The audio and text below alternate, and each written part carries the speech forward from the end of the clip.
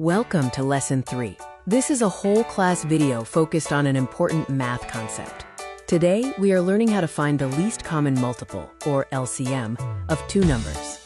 You will be successful when you can list multiples, identify shared multiples, and spot the smallest shared number.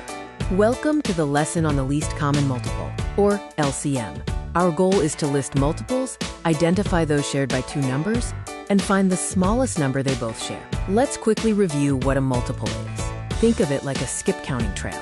Multiples of 2 are 2, 4, 6, 8, 10, and so on. These are simply the answers to your 2 times tables. What is an LCM? Imagine two frogs jumping along a path, one jumping 2 units and the other 3. The first spot they both land on is the least common multiple. In this case, it is 6. Let's find the LCM of 4 and 6. Step 1. List the multiples of both numbers. Step 2. Spot the match.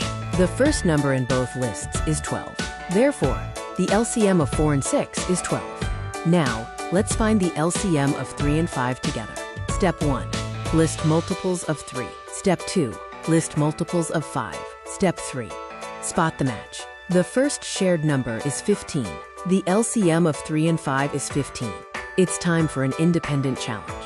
Find the LCM of 2 and 7. Write out the multiples for both, and circle the first number they share.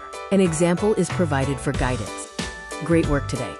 You have mastered finding the least common multiple. To practice more, check out the suggested pages in your math books.